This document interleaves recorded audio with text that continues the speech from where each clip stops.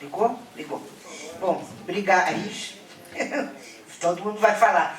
Então, gente, nós combinamos aqui com o pessoal da mesa o seguinte: a gente vai abrir, né?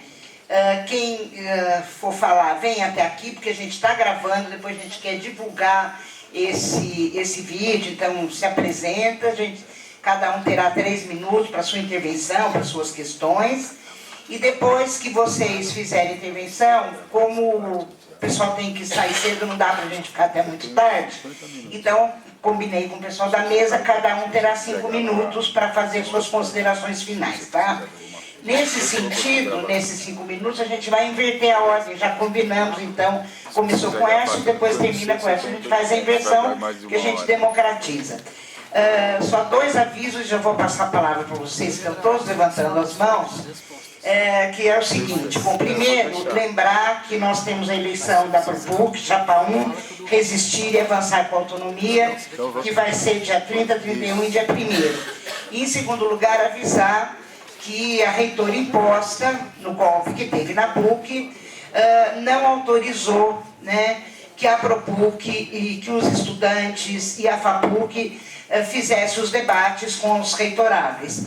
E, portanto, dizendo que esse debate só seria feito pela comissão eleitoral. Mas a gente vai fazer, independentemente de não ter sala, e nós vamos fazer no Pátio da Cruz, e queremos convidar todos para esse debate, considerando, inclusive, a perspectiva da luta e da autonomia na universidade contra essas medidas cada vez mais elitistas, mercantis e conservadoras aí na universidade, e que não está fora dessas medidas todas que vocês estão, que nós estamos discutindo e estamos resistindo nesse processo. Então, esses 2 avisos. Como todo mundo... no dia 30 agora, às 19 horas, mudou, seria dia 25, mas eles não autorizaram a sala. Então, como a gente viu que era véspera de feriado, uma quarta-feira, a gente jogou para segunda, que todo mundo já voltou do feriado, e a gente acredita ter mais gente nesse debate e, de fato, questionar os reitoráveis aí para o próximo período, tá bem? Como todo mundo levantou a mão, uns 4, 5, eu não sei nem quem foi primeiro, quem foi segundo. Então, sei quem ajuda aqui. Quem votou primeiro? Vai. Quem é ele lá atrás? Não, é aquele lá primeiro. Você como chama? Desculpa. Gustavo. Depois quem foi? Gustavo. Áquilas, Mazeu. João. Áquilas, peraí. Mazeu. Jorge. João? Quem é o João? João lá atrás, João. Quem mais? Quem? Qual que é o seu nome? Edson. Mas é o Jorge primeiro? Eu tinha entendido. Tá. Jorge.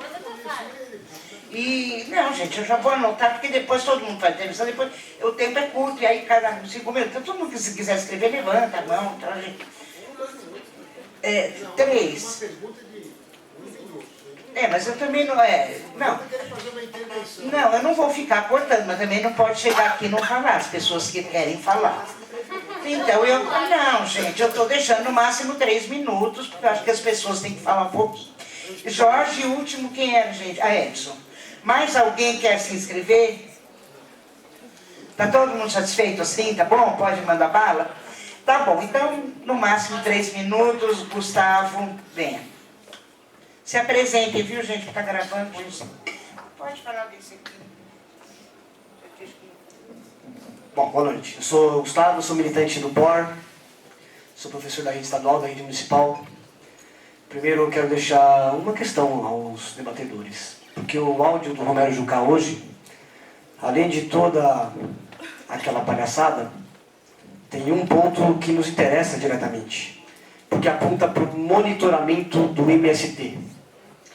Isso nos indica que por trás do movimento golpista existe também toda uma operação de controle, de repressão que se iniciou no governo de Dilma e que prossegue no governo golpista do Temer. E é preciso apontar para a necessidade de combater também a repressão.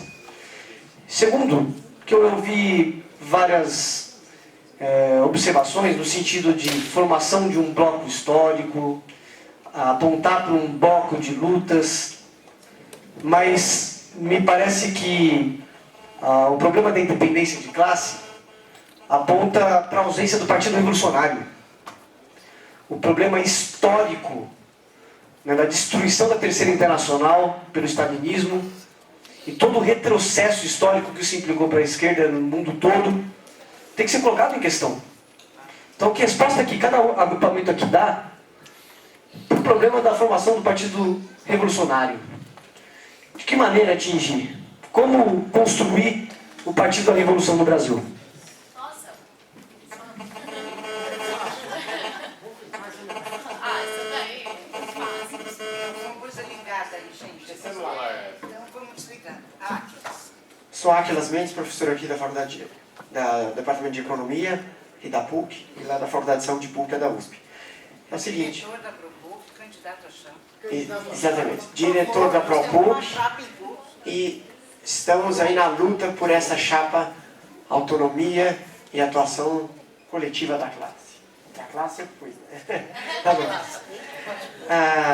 Bem, é o seguinte, então, já foram 30 segundos assim. Ó, é o seguinte, claro que a gente fica no afã de querer discutir muita coisa, mas eu acho que primeiro uma constatação, depois outras duas. A primeira é dizer o seguinte, eu acho que é muito importante, não é porque eu sou da diretoria da ProPuc, mas muito importante a realização desse debate. E acho que nós temos que sair daqui, todas as organizações, né, do ponto de vista que a gente realize mais encontros com a participação, isso eu quero reivindicar, com a participação das organizações do conjunto da esquerda. Né? Faltou o PSTU, possivelmente poderia faltar mais uma ou duas, sei lá, não sei, mas algumas a gente sabe que não faltou porque também não deviam ser convidados e não foram. Né? Porque na realidade não estaria nesse conjunto da luta da classe. Bom, então acho que isso é importante. Agora uma questão seguinte, fica claro que nós não temos, pelo menos pelas intervenções, desculpa as costas, imagina, pelas intervenções colocadas, nós não temos um diagnóstico ainda mais homogêneo sobre o problema da crise econômica e política. Né? Nós temos alguma certa divergência, e isso que deu para entender ainda da mesa, né? As sutilezas, mas há divergências, e portanto também do ponto de vista do que fazer, para ser bem rápido, também há divergências. Mas eu tentei a todo momento prestar atenção o que poderia ser trazido do ponto de vista da unidade, entendendo aqui a unidade não no sentido, né, da unidade do ponto de vista do nosso enfrentamento e pela luta da autonomia da classe trabalhadora. Então, me pareceu, e eu queria destacar aqui, importante na reflexão que foi feita, acho que foi pelo Milton, destacou que nós temos que considerar, para além das especificidades da crise brasileira política e econômica, mas sobretudo a crise do capital. Acho que isso é muito importante e, sobretudo, o movimento de contratendências que a classe dominante, o capital, tem feito para enfrentar isso, que é no mundo, a redução dos direitos trabalhistas. Acho que isso é muito importante para a gente poder avançar. E eu sei que aqui foram faladas contra o imperialismo e tal, mas eu acho que a problemática da crise contemporânea do capitalismo, embora ela é estrutural, mas ela tem uma particularidade contemporânea, sobretudo para a apropriação do fundo público dos cientistas, eu acho que isso é muito importante a gente apropriar nas nossas análises. Bem, então isso eu queria chamar a atenção. E do ponto de vista, para terminar, do que fazer, então, tentando buscar aqui uma certa, vamos dizer assim, uma luta conjunta, me pareceu que ninguém divergiu da ideia de se organizar uma perspectiva, eu até notei, de organizar uma greve geral. No sentido de colocar a luta em independência e contra, sobretudo, essa ideia da luta burguesa via parlamento. Eu entendi que quando o pessoal coloca, pela voz da Isapena, da insurgência, do qual também faz parte, colocou as eleições gerais, faltou só acho que deixar mais ênfase, né, que discutimos tanto eleições gerais sobre novas regras. Isso é muito importante. Porque com essas regras, né? Agora, também sabemos a fragilidade dessas novas regras, mas isso, como ela disse, é uma tática, né? Porque também isso precisa... Então, acho que mas esse é um debate. Então, mas você apontou, que é importante, da perspectiva da construção de uma greve geral, isso no conjunto da luta que nos unifica. Acho que isso é muito importante. Né? Eu queria que vocês dialogassem um pouco mais com isso, dado que me parece que nós, e você falou muito bem, claramente, que não temos a ilusão do parlamento e desse processo da institucionalização que afunda, é só isso. Maceu. Bom, boa noite a todos. Eu sou Antônio Carlos Mazeu, sou professor aqui da PUC e sou professor também da USP, do Departamento de História. Aqui eu trabalho no Departamento de Serviço Social. E sou também candidato da nossa chapa 1 contra a chapa 2, que não existe, obviamente, mas da nossa chapa, e sou militante do PCB. Né? Olha, o Atlas já me contemplou numa das suas colocações, mas eu queria dizer o seguinte: nós aqui, eu vi uma série de convergências importantes, né? Mas e divergências também. O que eu gostaria que vocês falassem, né? Primeiro, se nós temos que construir uma unidade contra... Porque, veja, não é contra o governo Temer, nem contra o governo Dilma. Mas a ideia da unidade é construir um bloco político, programático, ideológico, que se contraponha ao projeto burguês do Brasil, que é essa discussão. Né? Quer dizer, não adianta dizer o seguinte: olha, houve um golpe no parlamento. O golpe no parlamento, se é que houve, né? Ele é resultado de uma ofensiva neoliberal que não é brasileira, ele é mundial. E ali esgotou-se vamos dizer assim, esgotou-se a tarefa que a social-democracia teria de dominar, de domar os movimentos, e agora não precisa mais, porque a ofensiva está colocada. Muito bem, dentro desse quadro, que me parece que é um certo consenso, eu quero saber o seguinte: quais são os pontos fundamentais para que a gente construa um bloco histórico, não é? No sentido de se colocar para a sociedade brasileira, para o conjunto dos trabalhadores, o seguinte: esse bloco histórico tem como perspectiva a construção do socialismo. Nós somos contra o capitalismo, somos anticapitalistas, anti-imperialistas, na perspectiva do socialismo. Muito bem, quais são os pontos que vocês levantam aqui na mesa como necessários e fundamental para construir esse bloco, que eu não diria que é tático, não, ele é estratégico. É isso. Obrigado. Obrigada, Mazeu. João.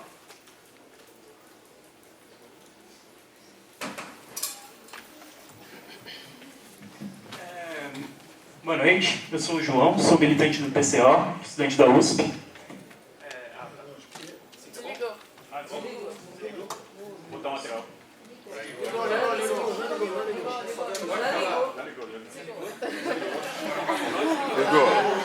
Pronto. Eu tenho uma pergunta mais para os companheiros do PSOL, que colocaram a questão das eleições gerais. Minha pergunta é a seguinte: vocês consideram que as eleições são representativas da vontade popular? E, hipoteticamente, nessas eleições gerais, se o PSDB for vitorioso, significa que o governo deles é legítimo e que eles têm apoio das massas? Só isso. Obrigado, gente. Jorge.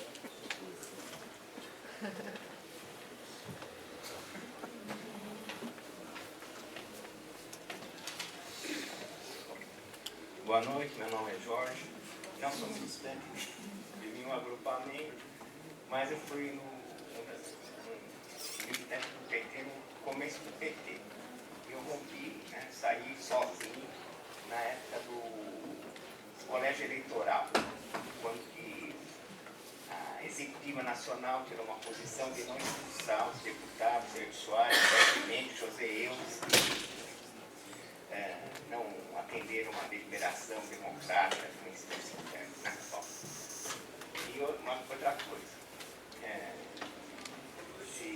a Bolívia deve ficar muito feliz, porque como eu falo muito mal, ele não tem que se preocupar comigo em hipótese alguma.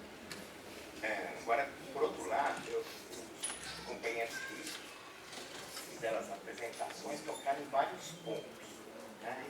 Todos eles relevantes, tá? Né?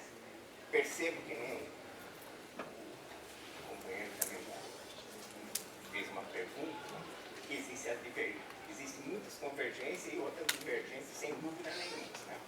Agora, eu queria falar algumas coisas que eu percebo, né, pelo menos e que eu não sei se foi... Eu até imagino que grande parte faz parte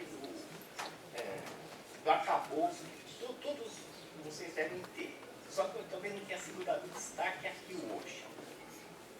Primeira coisa, eu acho que a crise que se iniciou em 2008, eu acho que ela está no cerne dessa crise que tem aqui no Brasil hoje. Não só no Brasil, né? A gente vê o que aconteceu na Grécia, na Portugal, Espanha, Irlanda, etc. Né? Então, a crise econômica é fruto dessa crise internacional do capitalismo. E como tal, tem que ter uma resposta. O próprio sistema tem que ter uma resposta para a sua preservação na arena internacional.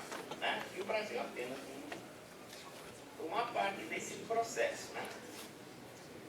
Gostaria também de voltar um pouquinho para a intervenção. O que foi o governo PT? Não o governo PT, mas a criação do PT desde o primeiro governo Lula. Né? Tinha um governo neoliberal, carteirinha, não que o PT não seguiu a mesma carteirinha, que era do Fernandinho, e termina o segundo mandato com um baixíssimo índice de popularidade. E qual era a alternativa da burguesia para a continuidade da gestão do Estado? Né? Não existia. Quem era viável? Né? Então recorrem que é o PT. Né? É sintomático que tem uma reunião do Lula com o Fernando Henrique, né? Fernando Henrique, presidente do Lula, candidato, talvez favorito, né? E que praticamente o Fernando Henrique dá o aval. Quase, ó, pode votar no Lula, está tudo acertadinho, não tem problema, é confiável. Né? Então é um governo de colaboração de classes que visa preservar o Estado burguês, porque a burguesia já não estava dando conta, né, política da situação. E eu penso que o governo do PT ele virou as costas para a classe trabalhadora e foi um governo que se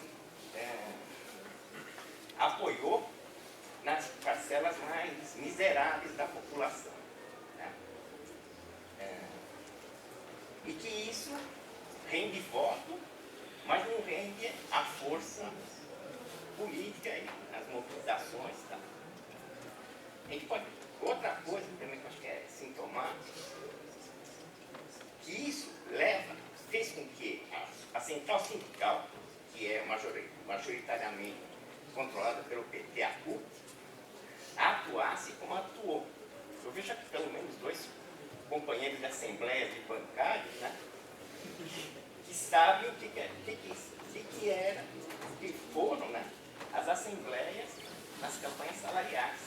Né, que a direção do sindicato é majoritariamente da CUT, Sindicato de Bancário de São Paulo, do que nós passamos lá do colega, eles são testemunhos. Né? Então, ou seja, foi um governo, em uma modo de ver, apoiado no seu braço sindical, e de moralização da classe operária. Né? E quase a substituição dos métodos de luta da classe operária pelo embate parlamentar, lá, algumas benesses. Né?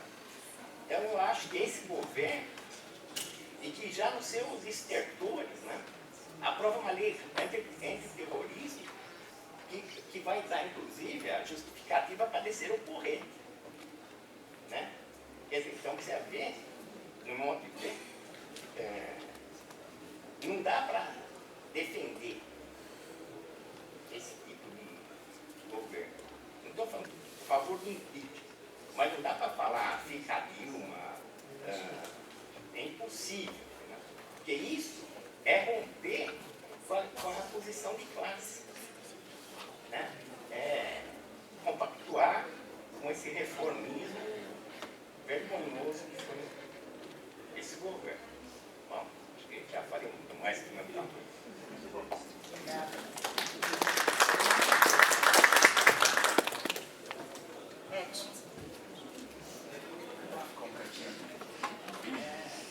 Eu sou Edson, eu fiz Ciências Sociais aqui na PUC, já fiz muito debate com a Bia aqui, com o pessoal, e na verdade, hoje em dia eu sou do MRT, estou no Esquerda Diário, né, que o pessoal que a maioria deve conhecer, o Jorge falou, vou ter que citar, então nem ia citar isso. Sou bancário da Caixa, inclusive, realmente estou com o meu delegado sindical aqui da minha agência, o Edu, e na verdade a gente realmente passou por muitas poucas e boas nas assembleias ultra burocráticas da CUT, mas a luta que a gente deu, que o Edu vem dando lá, que nossos companheiros todos estão dando, foi para que chamasse pelo menos uma assembleia para lutar contra o golpe. E a CUT, e isso foi bom ter dado isso aí, porque não teve uma assembleia. Então eu quero partir daí para falar, porque assim, eu acho que esse debate está muito bom, e é muito de vanguarda, é muito avançado, né? Mas é bom então justamente aproveitar isso para dizer o quê? Eu acho que tem duas formas de ser cético da classe trabalhadora. Uma é tratar o marxismo, ser cético, ser pessimista, não acreditar na classe trabalhadora. Uma é tratar o marxismo como um conjunto de fórmulas já prontas e separadas da experiência real da classe. De uma forma, enfim, acadêmica ou fossilizada. Outra forma é ir para o movimento real e abandonar uma estratégia que realmente tente erguer ela como sujeito político, no sentido profundo que eu acho que o marxismo dá para isso. Então eu queria justamente colocar essa questão. Como fazer emergir, depois de todo esse horror do PT, e o papel que ele continua cumprindo, antes do golpe, durante e agora. Porque agora ele quer justamente fazer... Porque o sindicato é uma brutal máquina, o nosso sindicato. Não é que o PT se apoia só nos trabalhadores, no Bolsa Família. Não, ele se apoia. Mas ele quer que os bancários, os metalúrgicos, sirvam quando? Na hora das eleições de 2018. Então aí qual que é a questão que eu queria colocar? Eu vi aqui muita gente falando da classe trabalhadora, mas eu queria pegar isso aí profundo. Teve uma companheira aqui que, salvo engano meu, chegou a dizer que os trabalhadores iam ser sujeito político na urna, votando na eleição direta. Eu acho que isso não pode ser. Não sei, eu queria aprofundar essa questão. Ou, para mim, a questão de ver a Lava Jato como, apesar das suas contradições, eu acho que a mesa esmiuçou muito bem, com o pouco tempo que tem, o real caráter da Lava Jato. Com suas contradições, a Lava Jato seria um instrumento a favor da classe trabalhadora ser sujeito? Ou o companheiro lá da ponta, que fala corretamente de uma coisa que seria a frente única, porque a gente não quer discutir com a gente aqui. A gente quer mobilizar essa classe que é de milhões. Agora, CTB e CUT junto dirigem dezenas de milhões. Então, como a gente pode querer fazer a frente única com essas centrais para levantar a classe trabalhadora, sem dizer o óbvio? O que a gente está dizendo aqui, não teve uma assembleia de bancários, não teve uma assembleia de metalúrgicos, não teve nada, não teve de petroleiros, não teve nada. E por quê? Ocultar essa verdade ajuda a fazer a frente única? Ajuda a levantar a classe trabalhadora? Ou é uma outra forma de ser totalmente cético e se orgulhar de passar um bilhetinho para lembrar os canalhas da direção do PT que tem que defender o seu companheiro Zé Dirceu?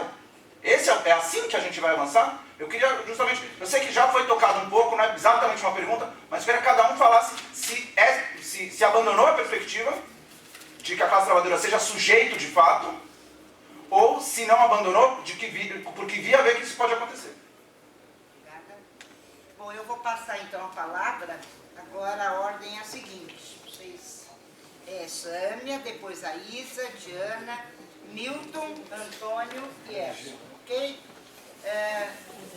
5 minutos. Porque Ai, dá pra fazer já 7, são 10h30. Não dá, porque as pessoas vão embora. Pensa no nosso lugar aqui, vocês vêm. Não, mas vocês não concordaram com 5? Eu vou. 5, você concorda com 5? Então você vota vencida, 5 minutos para cada um.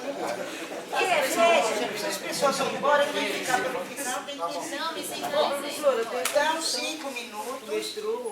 Então, metrô, eu sei. Então, 5 minutos cada um. Eu, por favor, na hora que eu passar o papel, concluam.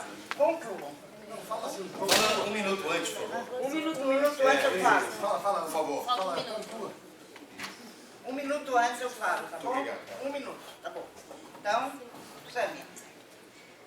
Gente, acho que é impossível tratar de todos os temas em 5 minutos. Eu vou falar de alguns que eu acho que dizem respeito mais às polêmicas, enfim, das posições dos setores todos. E no nosso caso, a questão do tema das eleições gerais, que eu sei que tem muitos companheiros que, enfim, desde o início nos criticaram bastante pela posição que a gente tomou, inclusive por ela se assemelhar em alguns momentos com a política de Marina Silva e outros setores, o que também não é, enfim, necessariamente um problema, até porque também uma série de setores bastante degenerados foram pela política contra o golpe. Então, colocar um sinal de igual entre dois setores que defendem a mesma política, enfim, é bastante ruim, acho que para todo mundo, até porque todo mundo tem, como eu posso dizer, enfim, coincide a posição com setores bastante retrógrados e questionáveis da política brasileira. A gente propôs o tema das eleições gerais desde o início do processo do impeachment da Dilma Rousseff, primeiro porque a polêmica que estava colocado era a permanência ou não da Dilma no cargo. Isso e o impeachment como uma tentativa das elites darem um rumo para a crise política que estava instaurada no país. No nosso ponto de vista, a resolução do impeachment, a tentativa do PT fugir do impeachment estava sendo dada através de acordos e negociatas, como foi o modus operandi do PT no último período. Então, o processo de eleições gerais seria um aprofundamento da participação popular, para retirar o debate da casta política, para que a população pudesse, enfim, opinar, não só para eleger novos nomes, mas para que ela pudesse debater e propor um novo programa que pudesse dar uma resposta para o ajuste, porque é isso que estava por trás da permanência ou não de Dilma Rousseff. A permanência da Dilma significaria uma continuidade do ajuste e das políticas de ataque à classe trabalhadora, e a entrada do Temer com o impeachment, que foi a saída escolhida pela burguesia também, só que muito pior e muito mais aprofundada. Então, as eleições gerais é evidente que é por dentro do regime, é evidente que não solucionam os nossos problemas, mas diante do impasse que estava colocado como tática, como um instrumento para poder aprofundar o debate e tirar da cúpula, para que a população pudesse, enfim, se empoderar desse processo.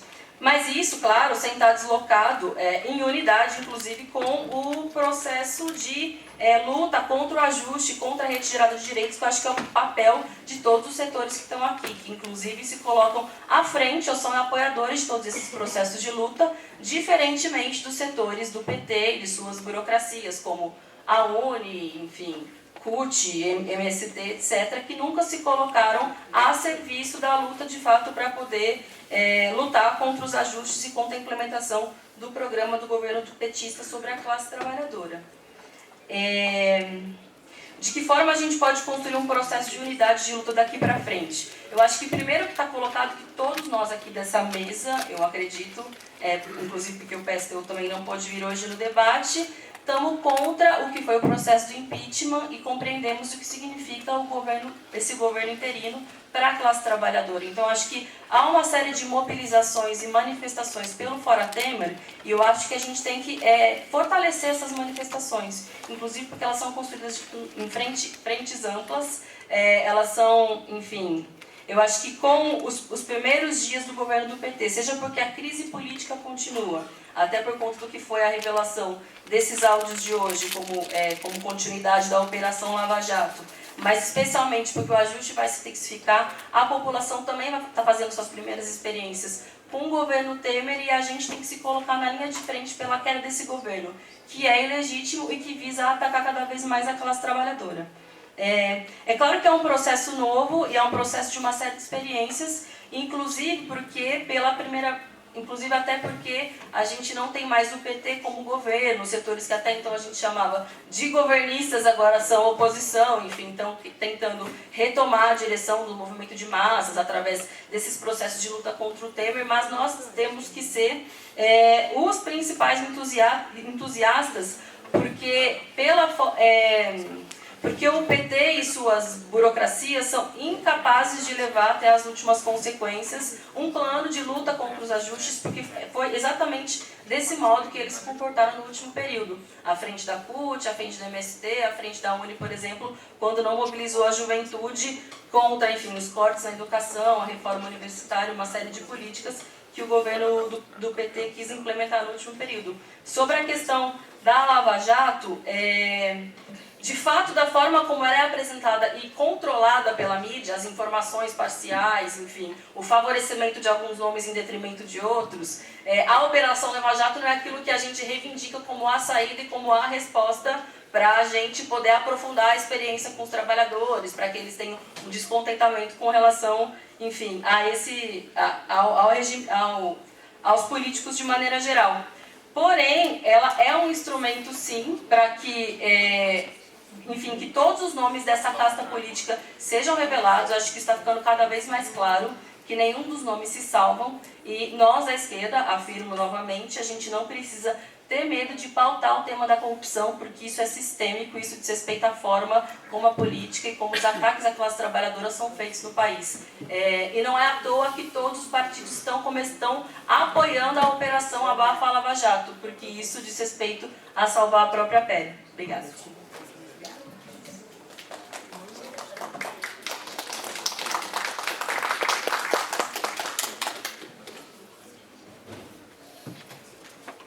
Oi. Vou passar super rapidamente pelos principais temas que foram colocados. Peço desculpas de antemão se eu não conseguir falar sobre alguma das perguntas que estão colocadas, mas de fato foram perguntas muito abrangentes para 5 minutos. Primeira coisa, houve uma dominação absoluta do aparelho estatal que pode implementar todas aquelas reformas que a gente está falando. Então qualquer saída ou qualquer capitulação para volta Dilma, para além das razões do que você apresentou, né, do balanço que a gente tem que aprofundar do petismo, inclusive, não querer aceitar quase. Então, objetivamente falando, eu acho que é quase que uma forma e como é que a gente não... Aquele processo de conformação mesmo que algumas organizações estão tendo de aceitar o que aconteceu. E objetivamente, gente, não só do PT, mas também das organizações acessórias do PT. Porque o Volta Dilma, ele acumula para a plataforma Lula 2018. É para isso que serve o Volta Dilma. Então, as organizações que ficarem com o Volta Dilma, essas sim não são revolucionárias, na minha opinião. Porque não cumprem a tarefa mais básica do revolucionário, né? Que é apontar, a partir do nosso programa, a partir dos princípios socialistas, uma saída que avance e não retroceda. Ou o nosso discurso agora para a classe trabalhadora, rumo ao socialismo, volta Dilma. Não faz o menor sentido, gente. Operação Lava Jato. Preciso discordar profundamente. Assim. Operação Lava Jato, a crise brasileira, ela não foi aprofundada pela Lava Jato. A crise brasileira é do capital internacional, é uma crise econômica. A Operação Lava Jato foi um instrumento da burguesia para aplicar o golpe. Isso está claro. Inclusive, na minha opinião, esse debate da corrupção é muito ruim porque capitula para o debate, para o discurso que a direita tem de que o problema, a crise econômica é porque o PT roubou muito dinheiro. É esse o problema. Esse é o principal discurso da direita hoje em dia. Os direitos de vocês não têm que ser cortados porque o PT roubou a Petrobras. E a gente não pode ter um vacilo com relação a isso. Um vacilo. Vamos lá. Eleições gerais. Eleições gerais, em primeiro lugar, pelas razões que, nesse ponto, que é tático, eu tenho bastante acordo com o que a Sema colocou, mas, para além disso, porque, objetivamente, hoje em dia, com o nível de consciência de massas que a gente tem, é a forma que o povo identifica que ele pode minimamente participar, intervir no processo eleitoral, no processo da política, né? Ainda que a gente discorde disso, ainda que a gente saiba, entenda todas as limitações, todas a falta de qualquer espaço para se... o fato de que as eleições não são instrumentos dos revolucionários. As eleições não são instrumentos revolucionários, mas o povo, dando o seu voto e querendo escolher, é o que o povo quer. Nas ruas, é o que o povo fala, o povo quer escolher. O povo está começando a entender para que serve o Michel Temer, e o pessoal quer tirar ele. E a gente tem condição e peso real hoje para propor uma revolução, a queda do sistema como um todo? A gente não tem. Então o que a gente faz? Assim como a gente reivindica salários, são aquelas pautas transitórias que a gente chama para o aumento do nível de consciência de classe. A gente chama algo que dialogue, mas que avance ao mesmo tempo, beleza. Mas que avance ao mesmo tempo na consciência das massas. Então a gente chega e fala, vamos decidir, representa? Se, objetivamente, Aécio versus Temer, acho que a gente já chegou num buraco assim que, objetivamente, eu prefiro que hoje a esquerda socialista se unifique num programa unitário, amplo, de massas, com os setores, com o MTST, com a juventude secundarista, com as mulheres, com os negros e negras, que estão nas ruas e ocuparam as ruas no último período, para disputar esse processo e minimamente tentar aproveitar dessa brecha para trazer e aglutinar as massas em torno do nosso programa, do que não ter proposta, porque objetivamente é isso. A proposta dos que não, aqui pelo que eu vi, ou é eleições, ou eu não entendi qual que é a proposta, porque foi uma demarcação, ou foram falas mais demarcatórias mesmo, e sem muita proposta, ou volta Dilma, que na minha opinião é a pior das hipóteses que a gente pode seguir agora, que é a do retrocesso. E para fechar, bloco histórico. A gente precisa entender que o bloco histórico ele passa por etapas, certo? De construção. O bloco histórico, portanto, se a gente entende hoje, taticamente nesse momento, que o bloco histórico ele serve para um objetivo que é ser contra, ampliar a frente de luta contra o golpe, contra esse avanço dos setores mais conservadores da sociedade, é diferente. O programa da frente do programa do partido, certo? Então o programa da frente, na minha opinião, hoje é fora Temer por novas eleições. Novas eleições gerais, porque a gente entende que é importante falar do sistema político. Mas estaremos nas ruas e aposto que com muita gente, com muitos setores da classe trabalhadora que estão indignados, faça sua aposta, a história vai mostrar se sim ou se não, que a gente vai estar nas ruas sim, defendendo novas eleições e que esse pode ser um caminho para a gente reaglutinar a classe trabalhadora em torno de uma perspectiva comum, que nos permita voltar a dialogar com as massas e não, enfim, entre nós da esquerda. É isso, gente. Obrigada.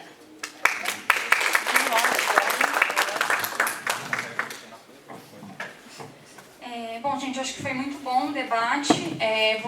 Também não vou conseguir responder tudo, né? Mas vou tentar aqui colocar algumas questões. Começando por esse debate das eleições gerais, que eu acho que é bem importante, porque se de um ponto de vista é uma questão tática, né, a estratégia ela só se realiza nas táticas. Então não é nada secundário debater com a perspectiva atual. E a companheira Isa colocou, né, que, enfim, as eleições gerais podem ser uma resposta do ponto de vista tático, né, onde o povo minimamente possa participar porque o povo quer escolher. E eu acho que a gente está numa conjuntura que depois de junho de 2013, amplos setores das massas, da juventude e dos trabalhadores saíram às ruas para escancarar demandas sociais como a luta pela saúde, a luta pela educação, a luta também contra a corrupção e mostrar que queriam, com a ação direta das massas, enfrentar esse regime que estava colocado, rechaçando os partidos da ordem. Eu não acho que a população quer só votar a cada 4 anos. Eu acho que a população adoraria votar que todo político ganhasse o salário de um professor. Eu acho que a população adoraria votar que os juízes fossem eleitos por voto popular e não eleitos por ninguém como Sérgio Moro, que se alça a herói nacional agora com a Lava Jato. Eu acho que a população adoraria votar a situação das universidades privadas, a situação das mulheres, a situação dos negros, enfim, uma série de coisas que isso sim eu acho que a população poderia decidir. Isso não vai se resolver com eleições gerais, porque eleições gerais não é uma forma de colocar a classe trabalhadora, a juventude como sujeito político na conjuntura atual. Termina mudando somente os jogadores. Né? E, na verdade, provavelmente seja eleita a Marina Silva. Então, acho que não é uma coincidência coincidir esse programa com o que a Marina Silva está defendendo, porque é justamente uma saída também para os setores da própria burguesia. Então, primeiro eu queria colocar isso, porque, para mim, para ter uma proposta concreta, o movimento que está se desenvolvendo pelo Fora Temer, eu considero como um movimento progressista, ele tem justamente, parte dele tem o intuito de que volte o governo do PT. E eu acho que nós, como esquerda revolucionária, quem se reivindica como esquerda revolucionária, não pode levantar isso como bandeira. O retorno de um governo, de um partido que a gente já viu o que fez e que foi quem abriu espaço. Agora, justamente para não ser isso, para não voltar ao PT, mas também para não ir eleições gerais, que colocam uma certa imprevisibilidade de quem tomaria o poder e não coloca a classe operária e a juventude como sujeito, eu acho que é necessário defender que em base à luta de classes, né, onde os secundaristas ocupam escolas, eles não querem votar, eles estão controlando as escolas. Em base ao processo de luta de classes, a gente consiga impor e romper com a separação entre o político, entre a crise política e o problema sindical e econômico, e lutar para exigir que as centrais sindicais rompam sua subordinação a esses partidos e organizem os batalhões da classe operária para impor uma Assembleia Constituinte, onde a gente possa decidir sobre tudo isso, onde seja a população que decida sobre tudo isso, onde seja realmente uma experiência com o mais avançado que pode ter numa democracia como essa, que ainda é uma democracia burguesa, mas que a gente possa aprofundar a experiência das massas trabalhadoras e da juventude. Então, acho que essa é a perspectiva, acho que essa é a resposta que a gente deveria dar, e construir a unidade em base a esse programa, que eu acho que é muito importante a construção é muito importante a construção da unidade, partindo, por um lado, de que, aí concordando com a Isa Pena em relação ao debate da Lava Jato, que realmente é muito difícil entender como que a Lava Jato pode desestabilizar o governo, aumentar a crise política, fortalecendo a Polícia Federal, que vai arrebentar a juventude negra na periferia. É muito difícil. Ou o Poder Judiciário, que vai endurecer as leis para prender as mulheres que realizam aborto. Não tem muita desestabilização e aprofundamento da crise política com fortalecimento da Lava Jato e do Poder Judiciário e da Polícia Federal. Então, nesse sentido, só para finalizar, nós apostamos e acreditamos, como o companheiro Edson colocou, na força da classe trabalhadora. Estamos em várias categorias, né? Os companheiros bancários estão aqui, companheiros professores também estão aqui, correios, na indústria, nas universidades estaduais, nos serviços, e achamos que é necessário construir essa perspectiva, exigindo das centrais sindicais uma greve geral, uma paralisação nacional com essas demandas, contra os ataques e para uma Assembleia Constituinte imposta pela força da mobilização. E temos muito orgulho de hoje impulsionar o site Esquerda Diário, que é um dos portais mais acessados da esquerda no país inteiro, e por onde a gente recebe cotidianamente dezenas de mensagens de trabalhadores e jovens de todo o país querendo justamente ter uma mídia independente que coloque a voz da classe operária e da juventude justamente no momento onde a mídia oficial cumpriu o papel que cumpriu frente a esse golpe. Essa perspectiva que a gente está defendendo na construção de uma organização revolucionária, de um partido revolucionário que possa responder à situação política que está hoje no país e no mundo inteiro. Obrigada.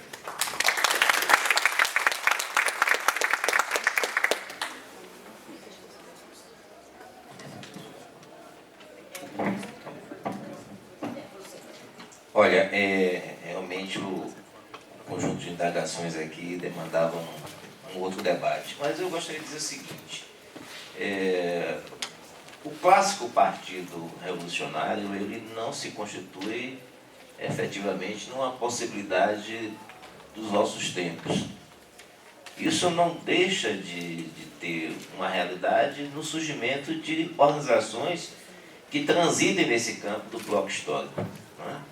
É aquilo que eu chamo de operador político, não necessariamente um partido congregue o conjunto dessas organizações, mas partidos, organizações e movimentos que articulem uma leitura concreta da realidade e uma prática política do campo da revolução, né? Então, necessariamente, não precisa ser o partido revolucionário do final do século XIX ou início do século XX, para que a gente transite em um movimento que possibilite aos trabalhadores, na sua participação, no processo revolucionário. Eu diria, Átila, que durante muito tempo a gente vai precisar realmente de diagnóstico, né?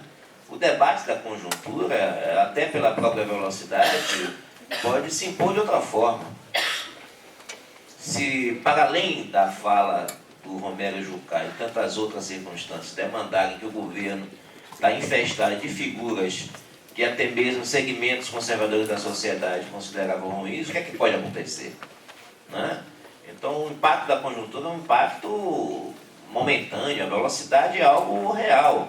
Então, o diagnóstico é para além disso, efetivamente, relacionar as balizas e a chave interpretativa desse processo, conectando a outras realidades que têm maior impacto na sociedade, sem descartar o debate político, a luta política e necessariamente a luta de classes, né?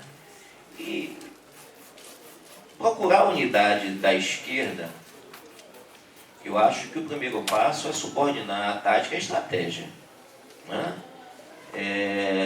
A tática, por si só, ela majoritariamente ela leva a posição reformista, melhorista da social-democracia tardia em qualquer parte do mundo.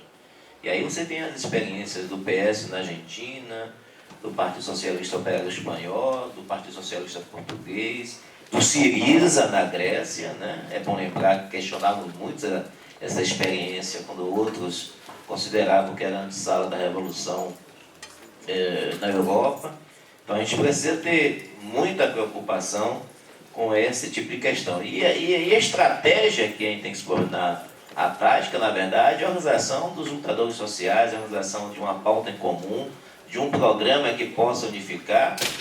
E eu considero que, nesse momento, a luta anticapitalista, a perspectiva do Encontro Nacional das Classes Trabalhadoras, a perspectiva de uma greve que se contrapõe a essa lógica do Partido da Ordem, pode movimentar um amplo bloco de lutas e consolidar, né, um bloco histórico em movimento, que a luta de classe vai dizer o que é que vai ocorrer e que a gente não pode apontar a priori.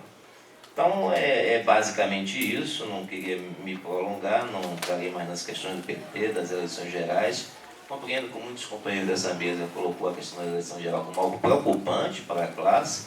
Não há relação de força para isso. Isso rearticula uma nova forma de poder estatal burguês e que a gente precisa sair, a esquerda precisa sair da ideia que a saída sempre é algo que remeta ao processo eleitoral. Por favor, a chamada frente de esquerda no Brasil, que tentada em algumas circunstâncias pelo PCB, PSOL, PSTU, era, de certo modo, impactada por situações eleitorais e possibilidade de eleição ou não de deputados. Isso é muito pequeno para a imensa tarefa que tem a esquerda brasileira revolucionária diante da crise e das condições de vida que os trabalhadores enfrentam nesse momento. No mais, agradecemos o convite da COPUC e vamos em frente.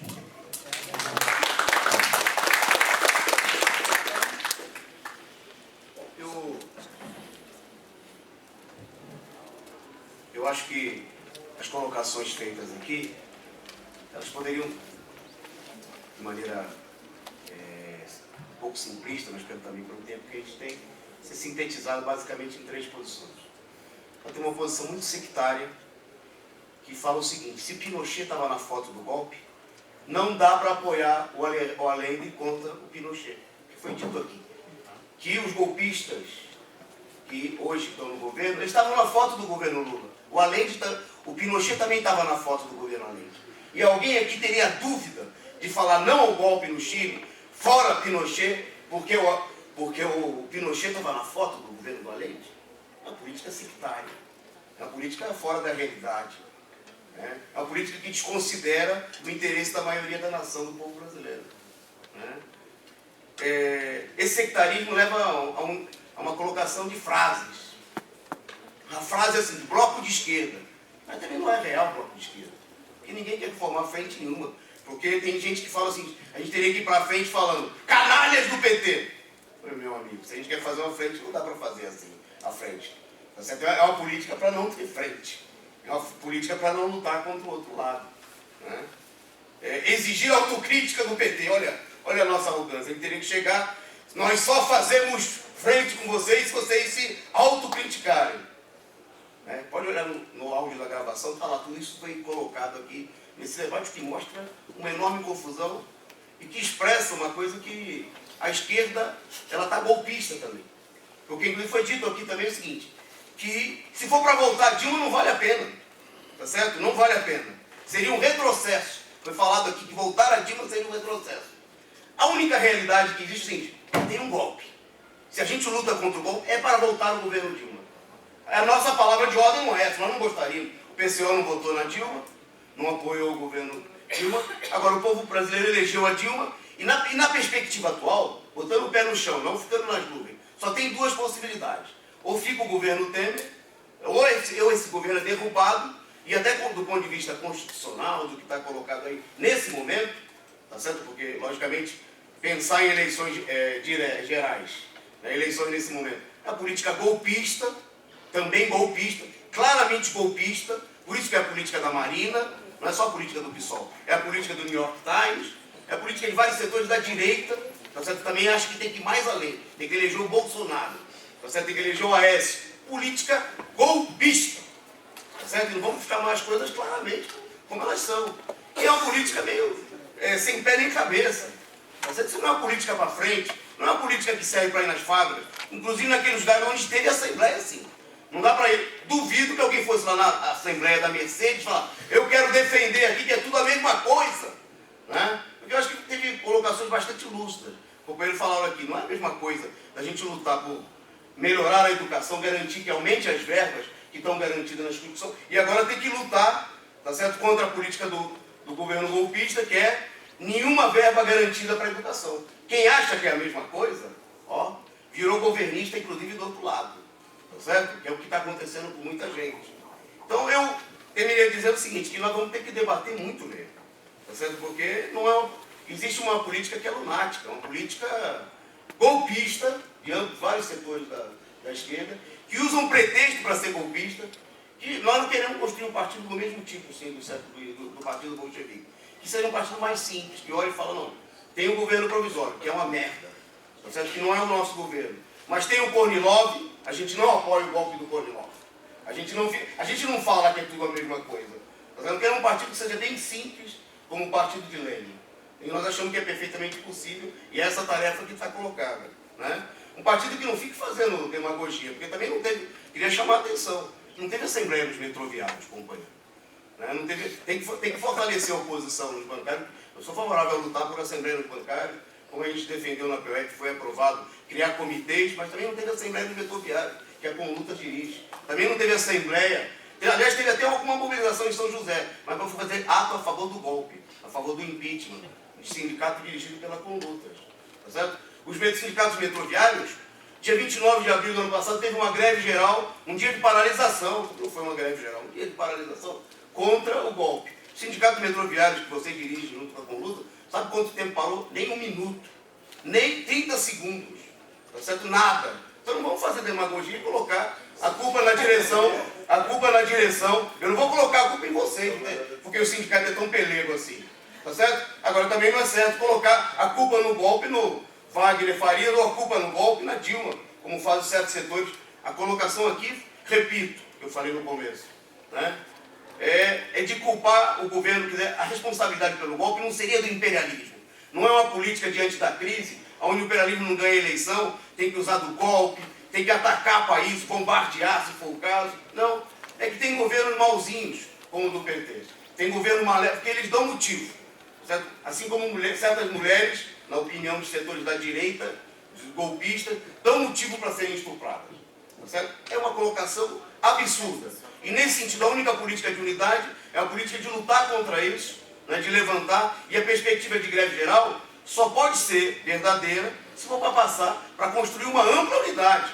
Uma unidade que não chame os outros para lutar junto com a gente, falando que eles são canalhas, né? Ou até se referindo de maneira jocosa. O companheiro é uma maneira desrespeitosa.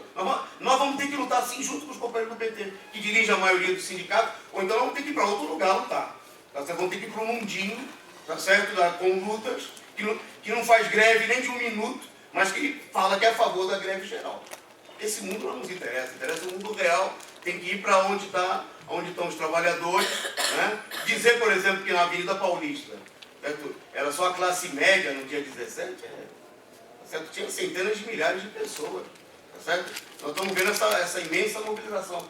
Tem que participar dessa luta e procurar dar uma perspectiva combativa, revolucionária, né? Agora, isso só pode ser feito superando a política de quem fica num gueto, olha para o seu próprio umbigo, né? Não reconhece que teve uma política golpista e mudou de posição quando viu que o negócio estava muito ruim, né?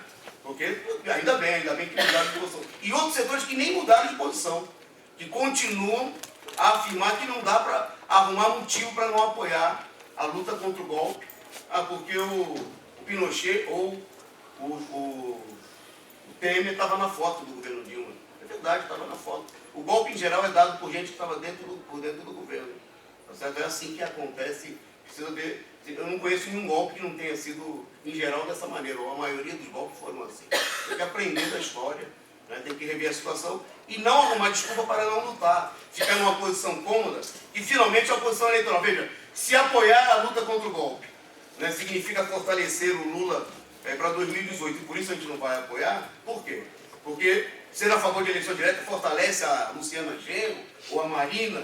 Não interessa nenhuma perspectiva nem outra. Nós temos que olhar qual é o interesse do povo brasileiro. O interesse do povo brasileiro é derrotar o golpe e, com essa mobilização, passar por cima, inclusive, da política do PT, né, que não é uma política de mobilização, mas é uma política de chegar a um acordo, de capitular e de conciliar com os setores golpistas, num certo sentido. É necessário ultrapassar isso com uma política de mobilização, defendendo a greve geral e um programa que vá além dessas miudezas e sem loucura, porque também não se trata de chamar uma greve geral contra tudo que o imperialismo defende. Ninguém vai querer essa greve geral. A classe operária, a classe trabalhadora é bem concreta. Temos que chegar lá e falar, ó, é isso, é greve geral porque tem que derrotar o golpe, tem que derrotar o governo que quer acabar com o Bolsa Família, tem que derrotar o governo que quer acabar com o ProUni, tem que derrotar o governo que quer aprofundar a entrega do petróleo e da riqueza nacional, um programa concreto. Do contrário disso, quem não quer isso, tudo bem. Arruma uma desculpa para não lutar.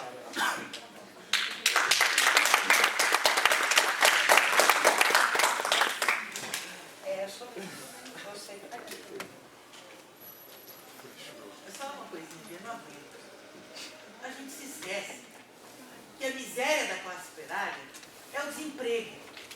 Que a miséria da classe operária, certo, é o salário mínimo de fome.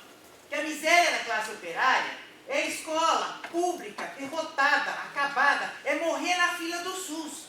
Então, me desculpa, eu não estou aguentando ouvir, fazer frente por Assembleia Constituinte, fazer frente por Assembleia. Eu não vejo isso. O que é a luta autônoma da classe operária? O que é a luta numa perspectiva do socialismo? No meu modo de ver, desculpe, a mesa me desculpe, mas é que eu não estou aguentando. Eu estou vivendo isso muito intensamente, ouvindo as posições e lendo as posições e tal. Mas eu acho que a gente se esqueceu dos grandes problemas centrais da classe operária e o que é a autonomia de fato da classe operária. Mas aí você está achando que são só os econômicos. Não é só os econômicos, eu só ajudo com a economia. A economia, ela se transforma, a economia se transforma em política, meu amigo. Não, gente, só um minutinho. Fazendo essa Não, a Priscila levantou, nós vamos voltar. Eu peço desculpa mesmo. Porque senão todo mundo vai assim, bem vai querer, eu também vou querer, todo mundo vai querer. É que eu não falei antes. Tá, peraí. Então nós não temos tempo. Então, mas de qualquer maneira, eu quero dizer o seguinte.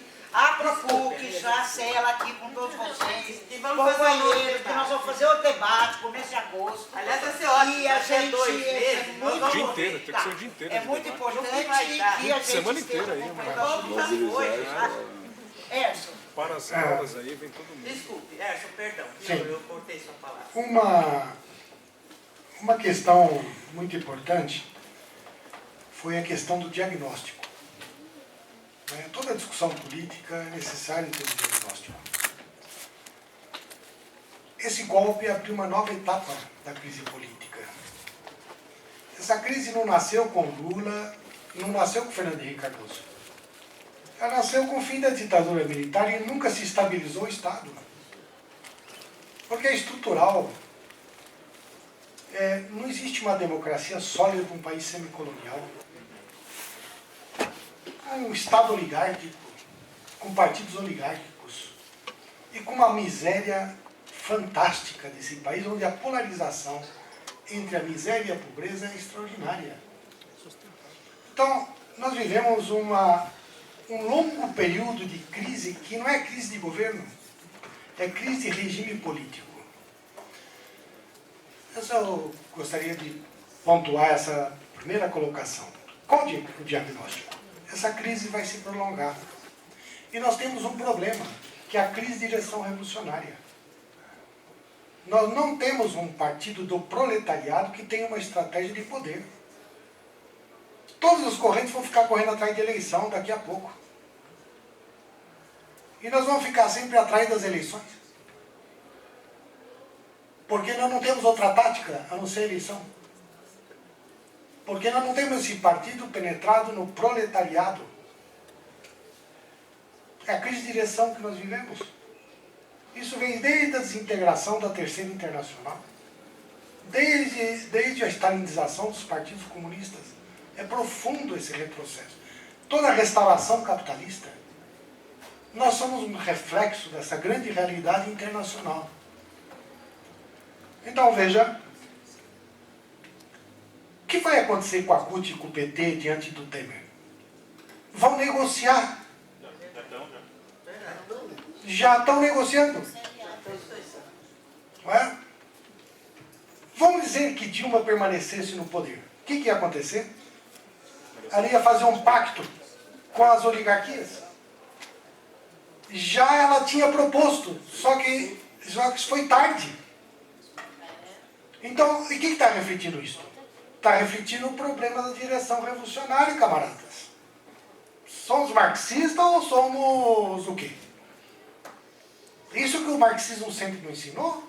Sem o partido da revolução, não tem como enfrentar o capital. Eu ouço o camarada falar em enfrentar o capital aqui sem o partido. Não sei de onde podemos tirar essa força. Todo o atraso do proletariado, todo período de conciliação de classe tem a ver com a crise de direção. Essa é a primeira questão que temos que falar assim.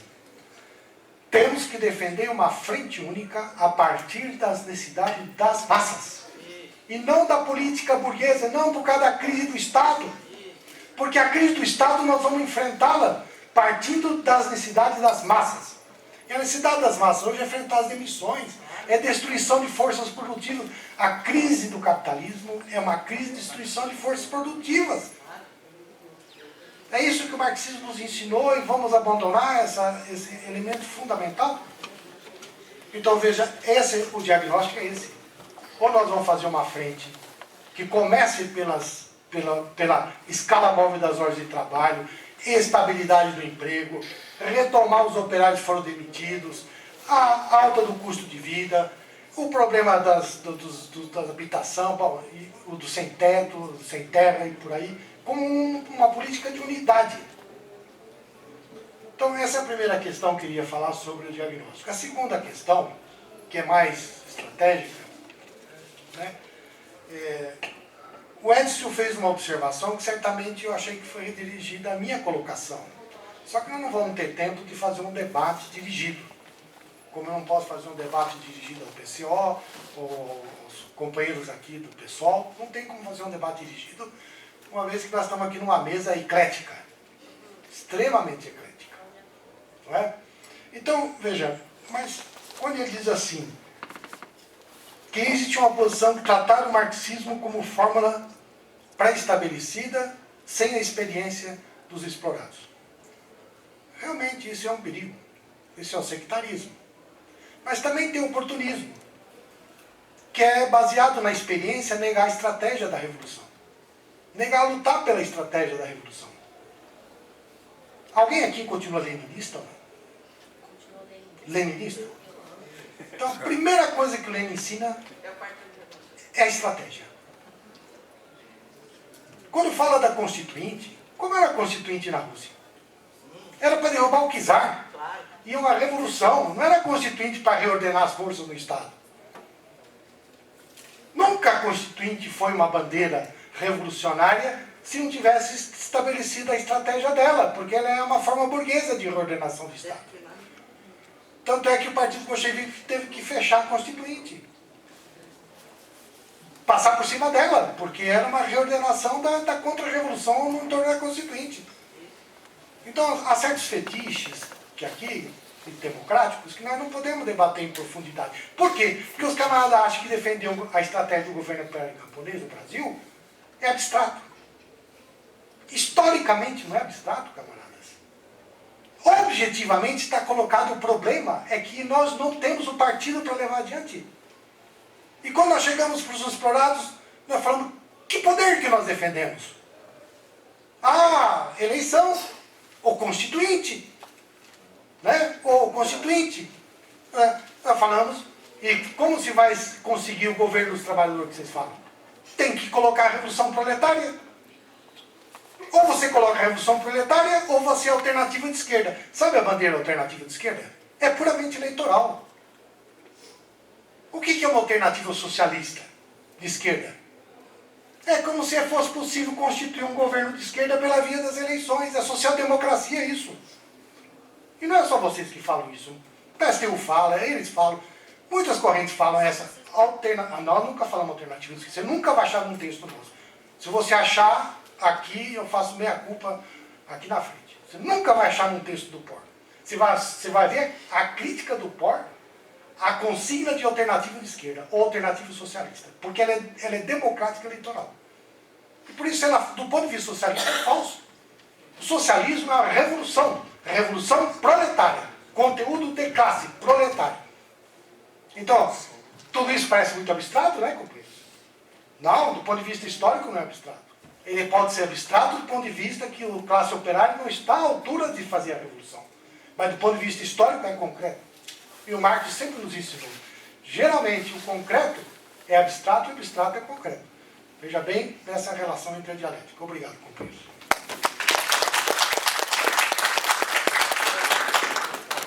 Só para agradecer. Bom, pessoal, em nome da ProPuc, nós queremos agradecer a todos que estiveram aqui, por vocês que estão aqui até esse momento, aos companheiros dos partidos, das organizações. A gente vai, essa gravação, a gente pretende divulgar e socializar amplamente. E no próximo debate a gente vai ter mais agilidade, que a gente está com muita coisa, para a gente ver se consegue fazer a simultânea, não é? Enfim, para que mais gente possa ver. E a luta continua com certeza para todos nós aqui. Mais uma vez uma palma para todos os grevistas lutadores desse país e do planeta. Muito bem.